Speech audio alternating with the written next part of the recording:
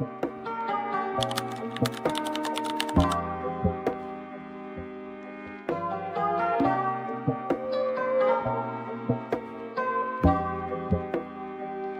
tout cas ici la circulation, ça ne rigole vraiment pas. Pour ceux qui sont habitués à Paris, vous connaissez, mais vraiment tout à l'heure c'était l'horreur. Un sac à dos et des rêves en poche. Sous le ciel bleu, chaque instant est magique. Des coins cachés, des paysages irréels, le monde en grand, la vie est belle. Venez à la découverte du monde avec Toast Travel. Ce matin, direction les îles Gili. On va aller d'abord à Gili Trawangan. Du coup, pour ça, il faut prendre un bateau. Là, je vais avec la compagnie Wahana Virana. Là, j'ai plus qu'à attendre le bateau. J'ai pris large parce que je ne savais pas à quelle heure j'allais arriver avec le taxi, etc., etc. Donc là, on attend patiemment. Il est à peu près 7h30 et le bateau part à 9h. Mais le truc qui est drôle, c'est que j'ai le mal de mer, donc j'appréhende un petit peu. Mais bon, j'ai pris normalement des cachets pour que je ne sente pas trop le mal de mer, en espérant que ça passe. De toute façon, je vous tiendrai au courant de l'avancement.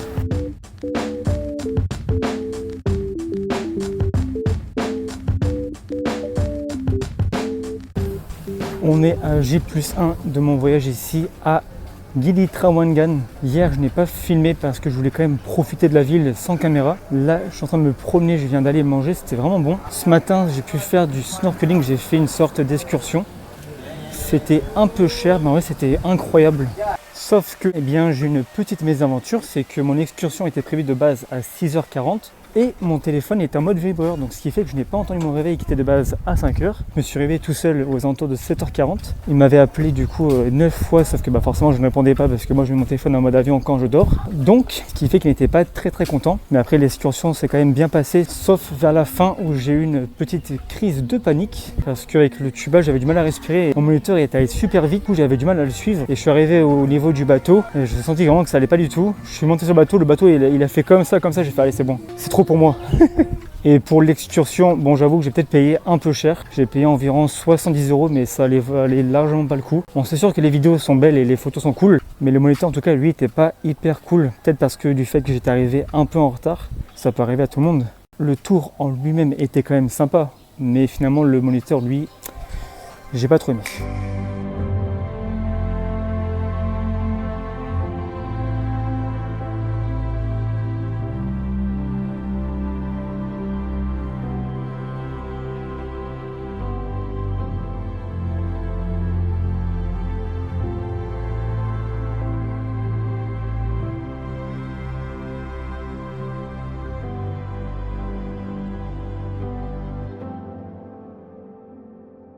Pour cet après-midi, c'était vraiment full chill. Je vous avoue aussi que j'ai une petite tourista bien sympathique qu'on appelle ici le Bali Belly. J'ai un peu mal au ventre, donc j'espère quand même que ça va passer parce que j'ai ça depuis que je suis arrivé ici. Je prends tout ce qu'il faut, mais j'ai l'impression que ça ne part jamais.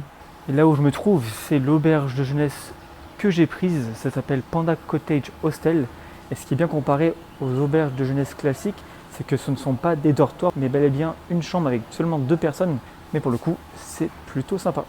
La vie paraît plus belle vue d'en haut, mais ce qu'il se passe en dessous, c'est un peu plus triste. D'ailleurs, je vais vous en parler juste après. Il faudrait juste que j'arrive à trouver un bon spot et surtout trouver les bons mots pour pouvoir vous expliquer mon ressenti par rapport à mon voyage pour l'instant en Indonésie. Mais je vous avoue, c'est pas vraiment le kiff. Bon, je vais essayer d'être le plus clair possible. Je vais commencer avec ce que vous voyez du coup derrière moi. C'est que c'est une déchetterie à ciel ouvert. Les habitants habitent dans des endroits comme ça, donc c'est pas terrible, surtout ici à Gili.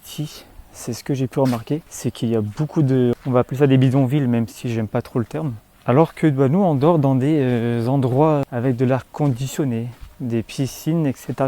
Et eux du coup ils vivent vraiment dans la misère. Par endroits c'est limite une déchetterie à ciel ouvert, comme là par exemple, où on peut voir beaucoup de débris par terre. Juste le fait d'avoir fait 100 mètres au départ de mon auberge de jeunesse, je pense que vous devez déjà vous rendre compte à quoi ça ressemble. Et là, c'est qu'une seule partie de là où je suis. Que ce soit à Jakarta ou même à Kuta, on le voyait pas trop. Mais là, vraiment, c'est ultra choquant, je trouve. Et ce que je trouve aberrant, c'est que tu as des gens qui arrivent à garder le sourire et à dire que c'est tout à fait normal d'être ici et d'être dans des conditions pareilles. Moi je trouve ça vraiment triste, mais ce n'est pas le pire. Ce sont les conditions des chevaux. Alors pourquoi est-ce que je te parle de ça? Parce que ici, vu que c'est une île qui n'est pas autorisée aux engins motorisés, c'est-à-dire qu'on peut que se déplacer soit à pied, à vélo ou bien en scooter électrique. Mais il existe aussi, et là je pense que vous voyez de quoi je veux parler, ce sont des calèches avec les chevaux. Sauf que eux, les humains, les maltraitent, c'est-à-dire qu'ils sont assoiffés. Ils doivent porter des bagages des touristes, mais ce ne sont pas que des bagages qui pèsent que 3 kg. Ce sont des bagages qui vont en soute, des gros sacs à dos. J'ai vu notamment, il y avait une calèche où il y avait 2 touristes, mais c'était vraiment blindé. Il y avait un gros sac à dos, une valise en soute, même 2. Surtout que déjà, pour nous les humains, il fait chaud. Mais alors, j'ose même pas imaginer pour un cheval quand il y a peut-être 50 kg de bagages à transporter, plus le poids des humains. Donc, on doit être facile à peut-être 200 kg. Donc ça, c'est vraiment le point qui me rend le plus triste, je vous avoue. Et pour le dernier point, je veux parler des touristes. Bien sûr, je ne vais pas tous les mettre dans le même panier, mais pour une partie de ceux que j'ai pu voir, ce sont des énormes cassos. Et encore, le mot est faible.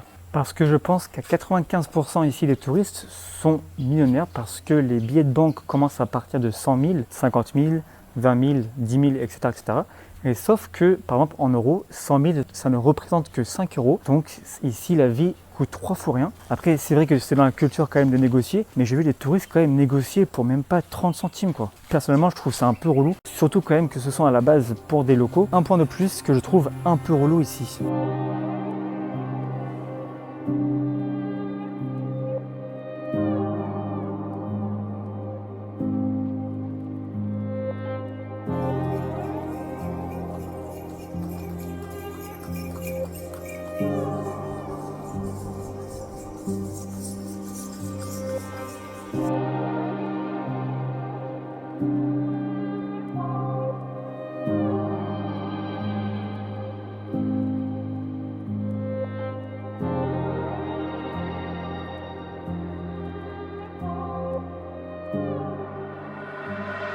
De retour à l'aéroport, vous devez vous demander qu'est-ce qui se passe.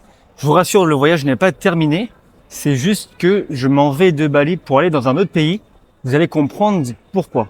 Là, il est actuellement 10h40, donc le vol, lui, est prévu vers 12h30, donc ça me laisse largement le temps de trouver ma porte d'embarquement. Je trouve un endroit pour me poser et je pourrai tout vous raconter. Donc la dernière fois que je vous ai parlé, c'était le mardi, où j'avais fait de la plongée, c'était vraiment cool. Ensuite, l'après-midi, bon, j'avoue, j'ai pas fait grand-chose, j'étais vraiment chill. Je suis resté pratiquement la plupart du temps à mon auberge de jeunesse. Et ensuite, le soir, je suis sorti avec un groupe de personnes que j'avais rencontrées directement sur place. C'était trop bien, on est parti boire des verres, on a dansé, enfin plein de choses quoi. Et on arrive du coup au mercredi. Et comme vous l'avez compris, moi j'avais qu'une hâte, c'était de quitter cette île parce que vraiment je n'avais pas du tout aimé. Et ça tombait bien parce que de base, je devais aller jusqu'à Gili Meno. Sauf que je n'avais pas envie, donc je suis revenu. Donc j'ai dû tout annuler pour revenir au point de départ. C'est-à-dire de partir de Gili Trawangan pour aller à Padang Bay. C'est un des ports à Bali les plus connus. Il y a aussi Sanur, mais moi je préférais prendre Padang Bay. J'avais réussi à trouver un billet en ligne pour pouvoir prendre le bateau. Tout se passait bien et c'est une fois arrivé sur place où le cauchemar a commencé. Puisqu'à peine arrivé au port, les portes se sont ouvertes et là il y avait un groupe, je pense de facile 15 personnes qui étaient là en train de dire taxi, taxi, grab, grab, Gojek dans tous les sens. Il y a même un gars qui avait dit bah calmez-vous, on vient à peine d'arriver, enfin lâchez-nous la grab. Vous avez compris le jeu de mots? Ça ne commençait pas hyper bien. Sur le ponton, il y avait énormément de monde. De toute façon, je vais vous mettre les images en même temps que je parle pour que vous puissiez vous rendre compte. Il était à peu près 14h quand j'étais arrivé. Donc c'était vraiment insupportable. Plus la chaleur, comme je disais, le monde, plus les personnes avec les taxis. Ça faisait un joli combo. Moi qui pensais que j'allais pouvoir être au calme, eh bien non, pas du tout. Parce qu'une fois passé le ponton, il y avait une sorte de rue. Je m'étais posé dans la rue d'en face, juste pour poser mes affaires parce que j'avais quand même mon sac à dos, etc.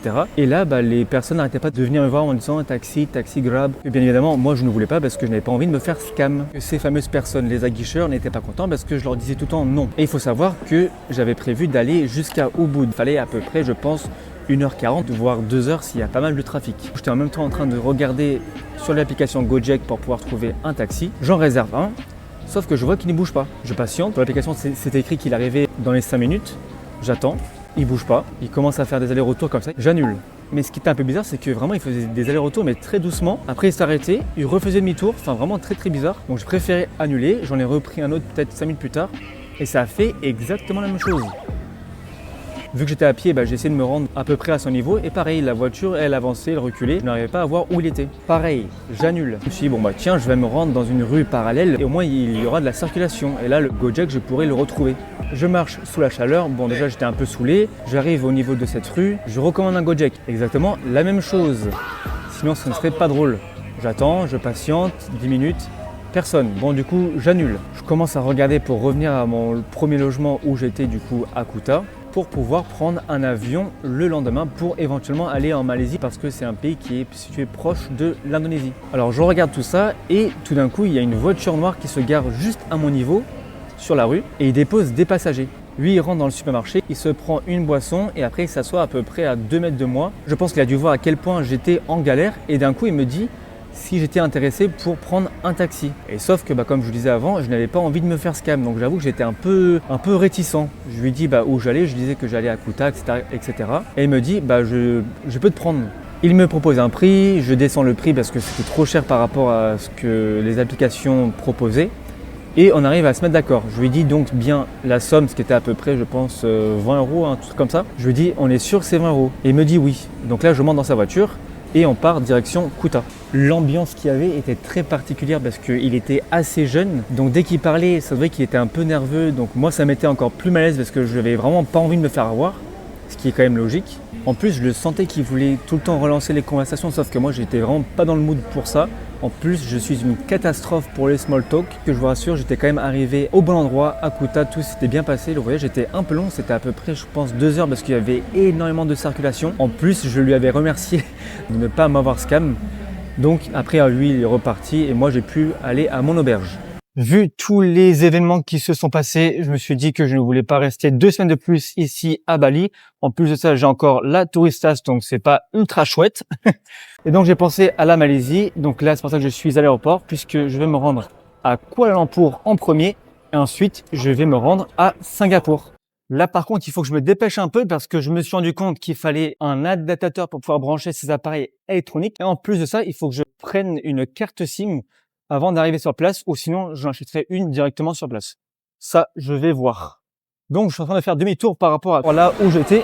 Une étape de fait, l'adaptateur a été sécurisé, c'est bon. Maintenant, il faut juste que je regarde pour les cartes SIM. Il faut que je trouve la porte d'embarquement numéro 8. Là, on est au 5. Donc il me reste encore 3 trucs à faire. Et je vais regarder pour la carte SIM. Je ne vous l'avais pas encore montré, mais l'aéroport est plutôt clean. C'est vachement spacieux. Il n'y a pas trop de monde, ça va. Là, on est aux portes numéro 7. Plus qu'une seule. Et on sera au bon endroit. Là, je crois que je vois mon avion qui est là-bas. C'est bon, on est prêt pour partir dans l'avion. Direction Kuala Lumpur. Let's go!